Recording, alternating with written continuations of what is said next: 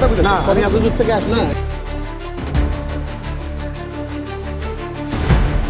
हिंदी जानता है नहीं जानते तो प्रॉब्लम मुश्किल है। রাশিয়া ইউক্রেন যুদ্ধে টালমাটাল পরিস্থিতিতেই উচ্চ বেতনের প্রলোভন দেখিয়ে যুদ্ধ দাস হিসেবে বাংলাদেশিদের পাচার করা হচ্ছে রাশিয়ায়। কৌশলে যুদ্ধের ময়দানেও ব্যবহার করা হচ্ছে বাংলাদেশিদের। অভিযোগ রয়েছে অবৈধভাবে রাশিয়াতে আরও লোক পাঠানোর প্রক্রিয়া চালাচ্ছে সরকারি অনুমোদিত দুটি রিক্রুটিং এজেন্সি। আল সৌরভ ওভারসিজ প্রথম দেখাতে মনে হতে পারে জনশক্তি রপ্তানিতে বিশ্বস্ত এক প্রতিষ্ঠান, কিন্তু এই প্রতিষ্ঠানের রন্ধে রন্ধে রয়েছে মানব পাচারের ভয়ঙ্কর ফাঁদ। প্রতিষ্ঠানটি বিভিন্ন সময়ে সামাজিক যোগাযোগ মাধ্যমে লোভনীয় সুযোগ সুবিধা ও বেশি বেতনের আয়ের প্রলোভন দেখিয়ে রাশিয়াতে লোক পাঠানোর বিজ্ঞাপন দিত। তাদের মূলত টার্গেট ছিল দেশের বেকার, দিনমজুর ও স্বল্প শিক্ষিত জনগোষ্ঠী। আল সৌরভ ওভারসিজের ফাঁদে পড়ে ভাগ্য বদলের আশায় দেশের বিভিন্ন প্রান্ত থেকে গত 6 ফেব্রুয়ারি রাজধানীর নিকুঞ্জ এলাকায় অবস্থিত মার্জান টেকনিক্যাল ট্রেনিং ইনস্টিটিউটে সাক্ষাৎকার দিতে আসেন রাশিয়া গমনেচ্ছু ব্যক্তিরা।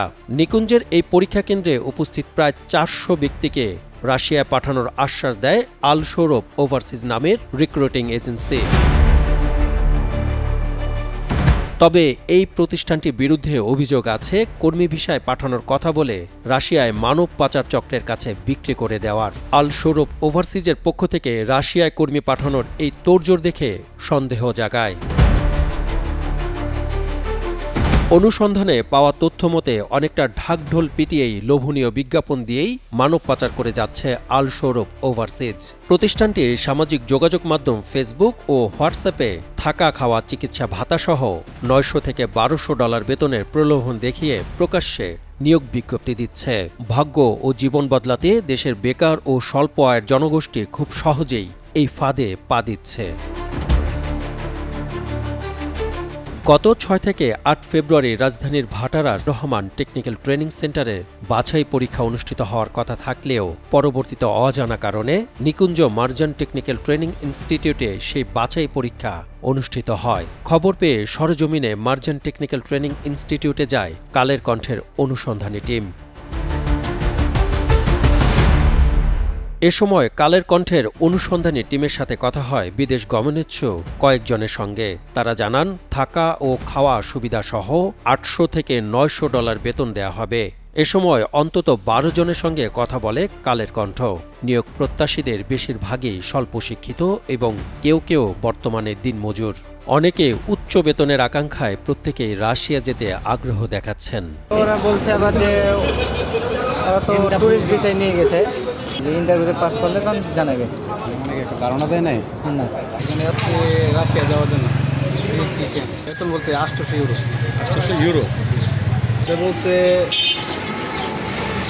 মানে টেকনিশিয়ানের টেকনিশিয়ান কাজ করাইব আমাদের। এটা বুঝছো মানে এটা কি সরাসরি আপনারা রাশিয়াতে যাবেন নাকি অন্য কোনো সিস্টেম আছে? সরাসরি রাশিয়া যায় কোম্পানিতে। কোম্পানিতে সরাসরি রাশিয়া ডেলিগেটে ডেলিগেট কোন দেশে? Russia Russian. তো রাশিয়ান লোক হিন্দি পারে? রাশিয়ান ইন্ডিয়ান না এই জায়গায় ইন্ডিয়ান। আমরা কোনো নাম ঠাম জিজ্ঞাসা আমাদের শুধু জিজ্ঞাসা করা হয়েছিল, ওইখানে হইল না, পরে শুধু ইন্টারভিউ হয়েছিল। 7 থেকে 8 লাখ টাকা যদি এজেন্সি শিউলি এজেন্সির মাধ্যমে যাওয়া যাতে আরও কম লাগতে পারে, 6 থেকে 6.5 লাখ। हिंदी जानता है नहीं जानते तो प्रॉब्लम मुश्किल है। এদিকে কালের কণ্ঠের অনুসন্ধান টের পেয়ে গত 6 ফেব্রুয়ারি বাছাই পরীক্ষা স্থগিত করে আল সৌরভ ওভারসিজ। নিয়োগ প্রক্রিয়ার বৈধ কাগজপত্র আছে কিনা জানতে চাওয়া হয় আল সৌরভ ওভারসিজ কর্মকর্তা জিয়াউর রহমানের কাছে।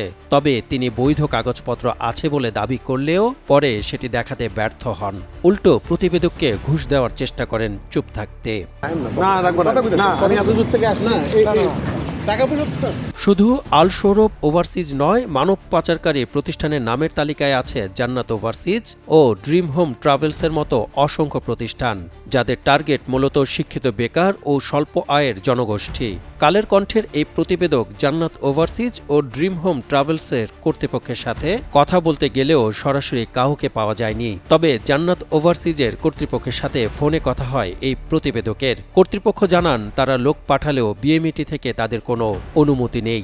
এমনকি কর্মী নিয়োগের আগে রাশিয়ার বাংলাদেশ দূতাবাস, প্রবাসী কল্যাণ ও বৈদেশিক কর্মসংস্থান মন্ত্রণালয় থেকেও অনুমোদন নেয়নি তারা। আমরা তো সবসময় কর্মী পাঠাচ্ছি। বিএমইটি থেকে তো অনুমোদন থাকতে হয়, সেই জিনিসটা আছে কিনা? ওটা ইন্টারভিউ আরো কয়েকদিন পরে নিতে হবে। ওখান থেকে প্রপারলি সব পেপার আসে নাই এখনো। ভাবছিলাম চলে আসবে, বলছিল যে চলে আসবে, কিন্তু সব পেপার এখনো আসে নাই। আর এখন তো বিভিন্ন প্রবলেম হচ্ছে, এর জন্য টোটালি ওটা আমরা পিছিয়ে দিচ্ছি যে আরো প্রায় সময় লাগবে, আমরা জানাই দেবো। সব এজেন্টদেরকে ফোন করে আমরা বলে দিয়েছি। অনুসন্ধান বলছে, বিদেশে কর্মী নিয়োগের ক্ষেত্রে সরকারি নীতিমালাকে বৃদ্ধাঙ্গুলি দেখাচ্ছে দেশের বেশ কয়েকটি রিক্রুটিং এজেন্সি।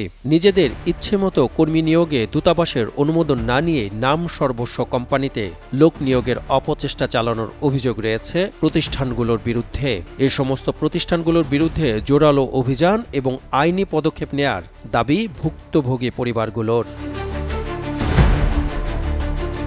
সাদমান সাকিব, কালের কণ্ঠ।